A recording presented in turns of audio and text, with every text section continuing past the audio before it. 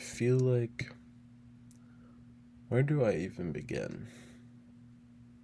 Because this is honestly just been sitting with me for so long. And I don't even know where to start.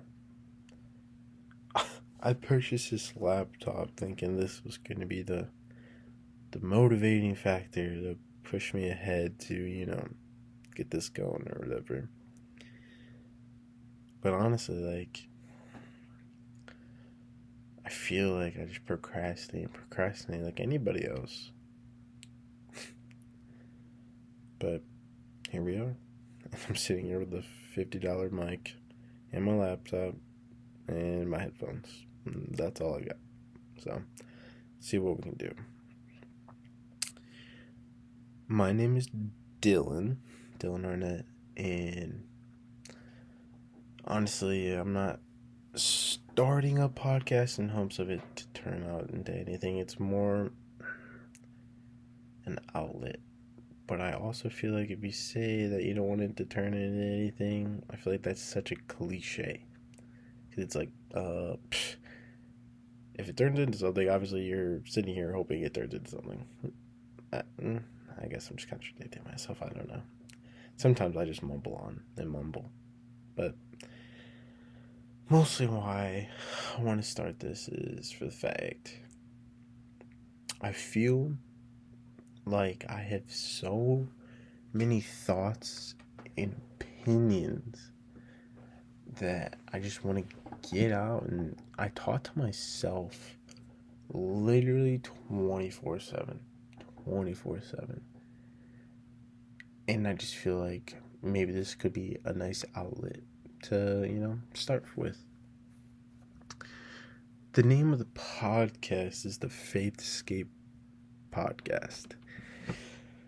And for me, the Faithscape Podcast really is just, escaping into your faith. I just put faith and escape together. And what that means to me is life is hard. Life throws punches. It throws random things at you at random times. And if you know me, you know that I've had my fair share.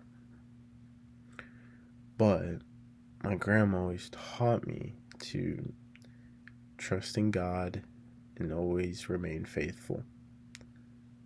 So I've always learned to do just that. Escape into my faith.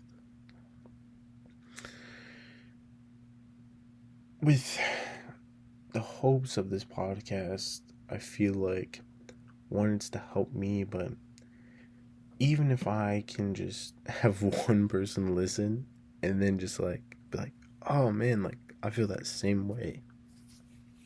I don't know. I just feel like that'd be cool. Yeah. But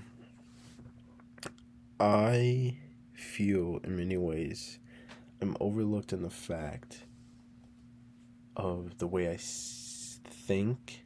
I think a lot of people, if you know me, especially my closest friends, they think, oh, this guy's the silly guy. This guy's just, speaking a bunch of BS all the time, blah, blah, blah. Kind of just there for the laughs and the good times, the good memories. But, it's one of those things, only if you knew. Because I sit here and I think constantly about, the most littlest things.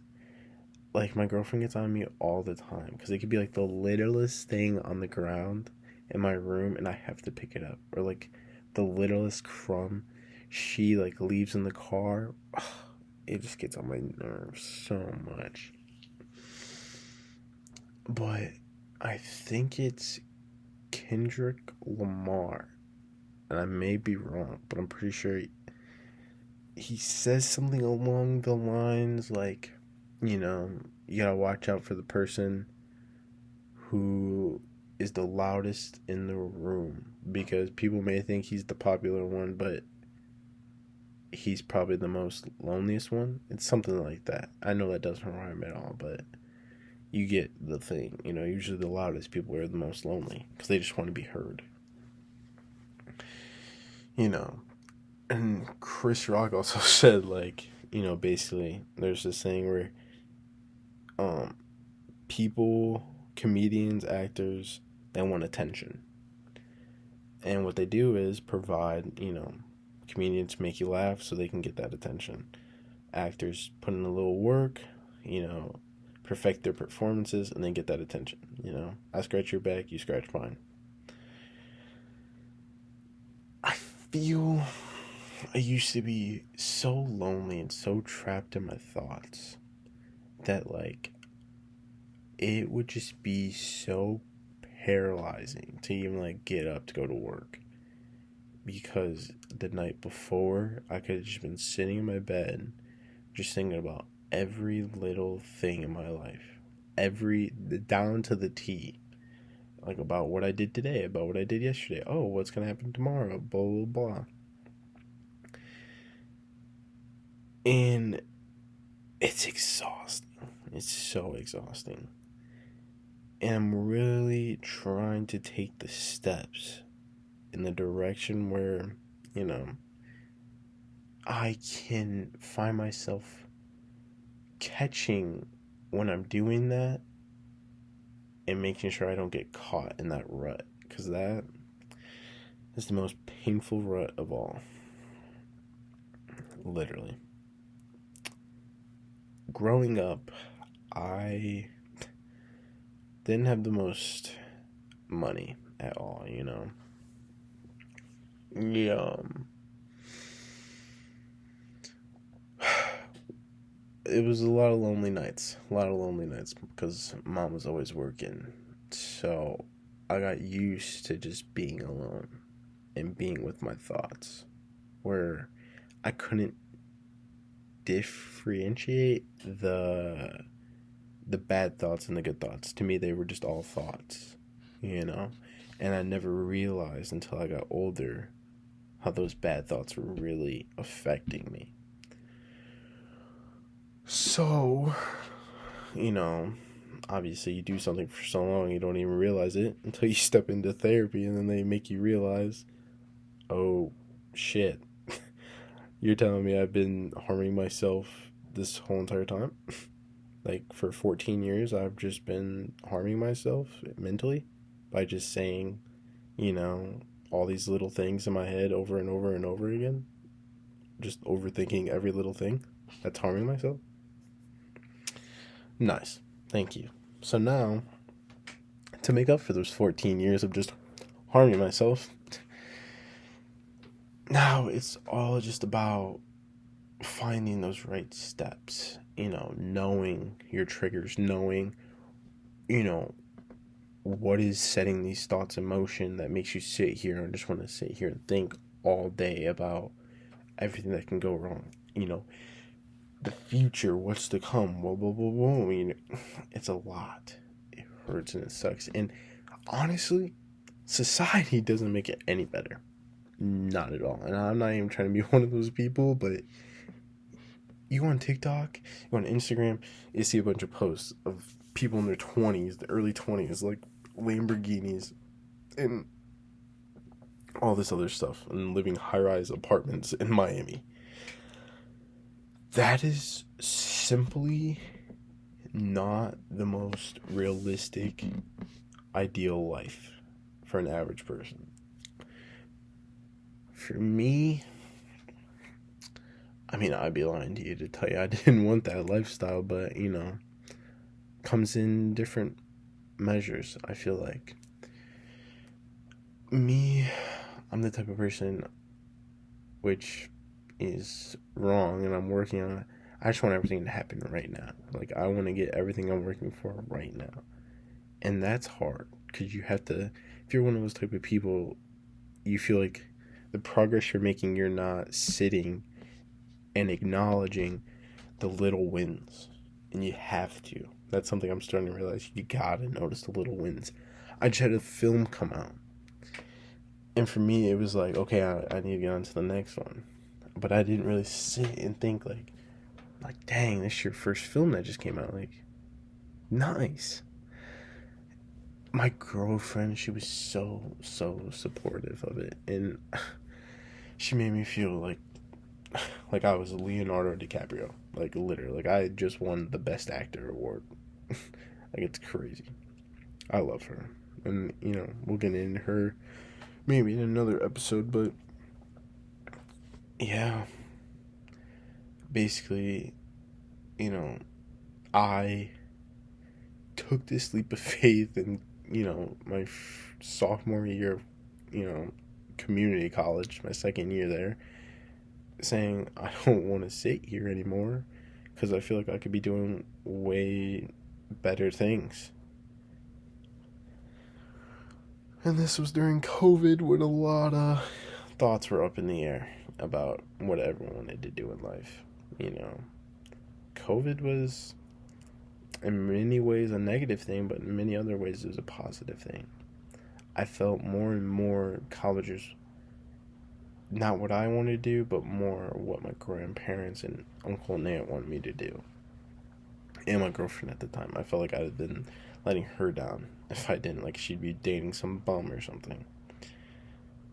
But, with that all being said, I took that leap of faith. And honestly, it was for the better. If anything, I would have been wasting those teachers' times and they wouldn't have been too happy with me. But, yeah, that's that. And I've been working ever since to do what I can to put money in my pocket and follow my dreams at the same time. And it's hard. It's hard. Especially getting into film in Michigan. You try finding films that pay real good that everyone's expecting when you do a film. Oh, did you get paid? Did you get paid? I want to get paid, believe me, for something I love. That'd be awesome, but it just ain't like that out here in Michigan. Another thing about me is family. I am very keep to myself type of person. But I love my family more than they definitely know. I think about them all the time, especially my little brother. My little brother is 14 years old, and me and him have really been through the thick of it. I have an older sister who I believe is 26. She is 26, but I love her, even though sometimes I know it comes off like I don't like her, which, but she tries her best. And then, yeah, and then there's me. So, older sister, younger brother, and the middle child. I feel like sometimes I have middle child syndrome. Don't let the ADHD get off I'm sorry. I don't want to go off. But, I'm a very keep to myself type of person, and I definitely feel like my family doesn't think I like them, but that's just not true. I want to get into the topic of my friends, which will throw my girlfriend in there a little bit. I have this weird take that I feel is kind of not a hot one, but it's one of those things when you're single, you're kind of just like, oh, like my friend that, whoever in your friend group gets a girlfriend and they never come around and we're like, oh, he hates us now. Like, he just wants to be with this girl all the time, blah, blah, blah. Never has time for us, da, da, da, da. Like, we were always there for him.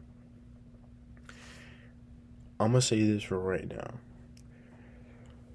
There is no better feeling, than having a girl that is ride or die for you. It makes you feel so at home and safe than any person can ever do that. Like, that makes me want to just stay home only with her and only do things with her. My friends, which I'm not going to discredit them, they have been there for me in the past when I needed them. My friends we are not the feel like the best type of friends. I feel we're more there for gags and to make each other laugh and get drunk, more than be there to lift each other up, bounce ideas off each other, and like stuff like that.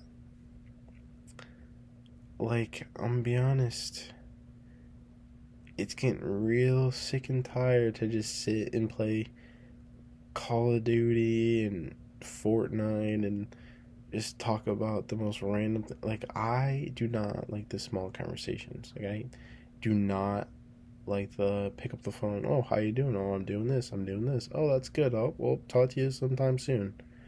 I hate that small talk. I have no idea if anyone else is like that, but like, hate that.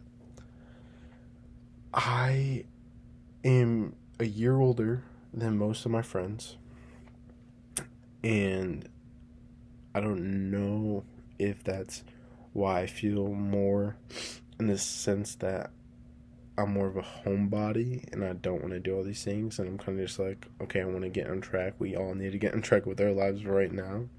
Then, oh, I want to go out and party. I want to do this. I want to do that. I want to do all these things. For me, nah, like, I don't want to do that. So, I just want to be with my girlfriend. I'm be honest. I've become one of those guys. Is what I'm saying. It's a take. It's a take. I understand. I get it. I only want to be with my girlfriend. I don't want to be with my friends. You know. Don't get me wrong. It's boys' nights, when it's like all the guys, not just like one friend. When it's like all the guys, love that. You have a few drinks, get a little tipsy, blah blah, have a good time, do boy things. Awesome, love that. Maybe when you have that one-on-one time with that one friend that you know you can just like sit down and talk to you about anything. I love that. I love that. But not the small talk. I'm just not a fan of that. I don't know.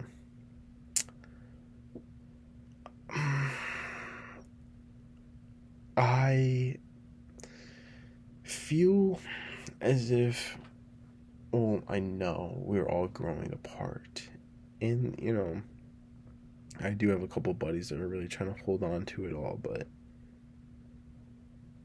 I don't even want to say we're pushing each other apart or growing apart from each other, because when we see each other, like, it could be months after, maybe like once a month or whatever, it's like we, never left. We pick up right where we left off, and it's a great time every time. Except one friend who just sits there and complains about how we all don't talk anymore and doesn't just live in the moment. Live in the moment. If you're the friend that sits and complains because we all don't hang out anymore and we all have our own lives, stop. Live in the moment. Live in the moment. Be with your friends. Have the drinks. Reminisce about the good times. Talk about what you got going on. If you're going through something in life, your boys are there for you. Talk to them. If this is going on, or you're talking to a new girl, say to that.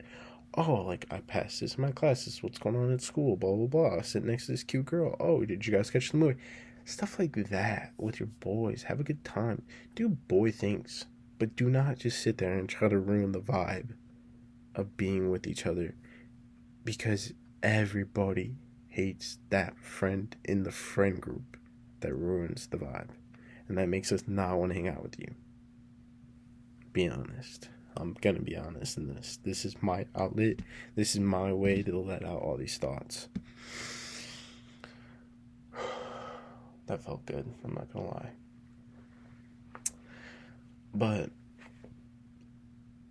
yeah.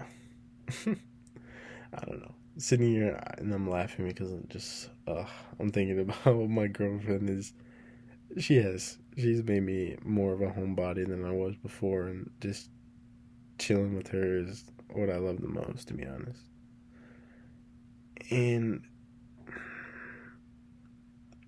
I think that she is the most beautiful and articulated and ambitious, smart, dazzling, movie educated, and so many other things. Type of girlfriend that you could have, the best girlfriend you could ever ask for, to be honest. Another take. The best girlfriend, in my opinion, is the nurturing kind. And honestly, that could just be because of me and my trauma. Side note. That's a side note. But I don't know. With some other friends that don't have the trauma like I do, but they still agree that nurturing effect, it hits different. It really does. When they're nurturing and they care like no other, I want to throw a ring on it sometimes. I'm 21 and she's 20. And guess what? Sometimes I still just look at it and I'm like, dang, I just want to marry you right now. But I gotta take my time with that. Transition off that. The thing that's, I think, bothering me the most right now, I would say, is, well, there's a few things, but one thing is getting pressured to marry my girlfriend by my grandma. I don't know what that's about, but that's a topic for another day, but I just want to put that out there. I think it's a little weird. I think I'm going to try to say one more point, and then I'm going to kind of end it off short here. My last point, and I have it circled big on this note sheet right here in front of me, is purpose. What is my purpose?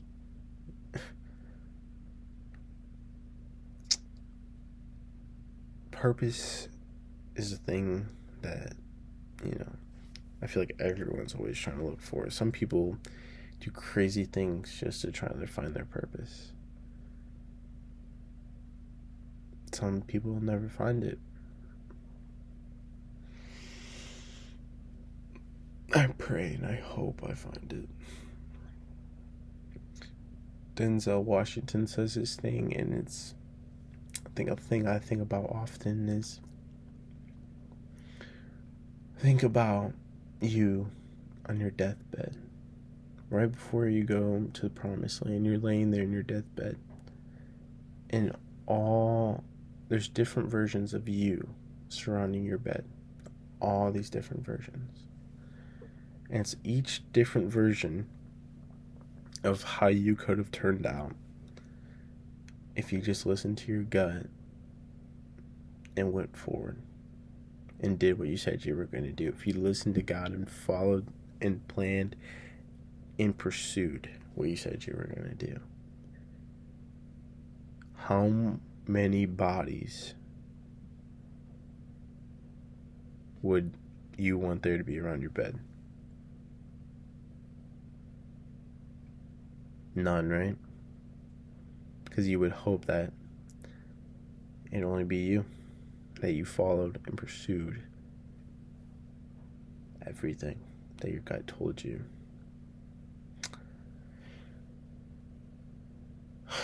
That's what I hope. That there's no different versions of me. That the one that's just me is the one that followed his gut. And I try sometimes overthinking in the thought of failure, the killer of creativity, something I'm trying to get over myself. The thing I need to realize that is part of all of this is failure. You have to fail before you get to the next step, the next level. In a way, how I'm trying to look at it is, when I used to play on my PSP or my PlayStation or any game, There may be a level you get caught up on that you keep dying on, but it's not like you just give up and throw it. No, you sit there because you want the feeling of finishing this, and it's because it's the best feeling when you finish that one level you've just been stuck on all day. Maybe you just couldn't finish it that day, but then the next day you get right back to it. You've been thinking about it all day at school, and finally when you finish it, it's the best feeling ever. That's what I need to do. I need to look at it like that. You're gonna fail, you're gonna fail, you're gonna fail, but you just gotta keep going back. Find different plans of action and keep going.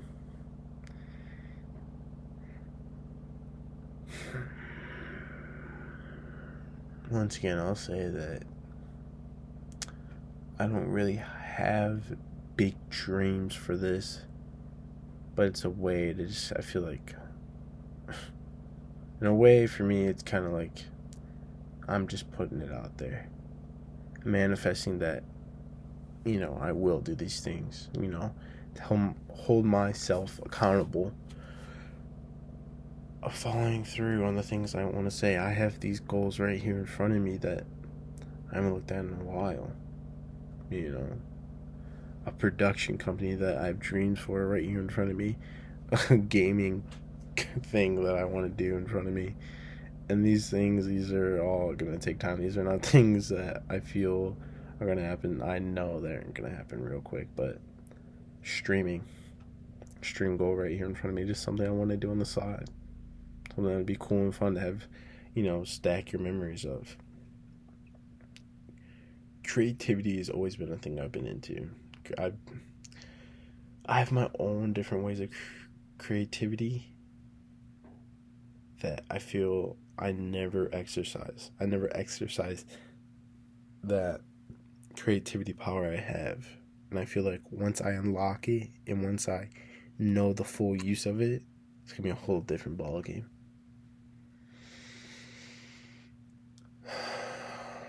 To all the ones that may listen to this, may not, or whatever, I hope this does get to the right person. Do it. Just do it. Nike was right. Just do it. What do you have to lose? At this point, nothing. I'm 21 years old living with my grandma still. What do you have to lose? Literally. I know my girlfriend's still going to be with me, even after I release this. I know people are still going to love me if I get made fun of. I don't care. I don't talk to my friends anymore. I don't talk to anyone outside of my girlfriend and my family. Who cares? I pray over everyone that this podcast reaches. You follow that thing that God's telling you to do. You follow that thing that your gut is telling you to do. In different episodes of, this podcast, I'm going to talk about my life. My life has been crazy and probably get crazier and different things will happen. I have a testimony, like everybody does. And I definitely feel like it could reach people. And I'm also just a regular person going through regular stuff, regular crap. But I'm also just a regular person trying to follow his dreams. And that's exactly what I plan on doing. So once again, just listen to your gut. Usually, if you get your head on right, and your priorities are aligned, and your moral compass is on the right thing, your gut's usually right then. I've never been one to hate anyone I don't know. I show anyone that I've just met with respect and love each and every time. I love everybody out there that is even taking the time to listen to this. God bless you all. It's Easter today, so Happy Easter.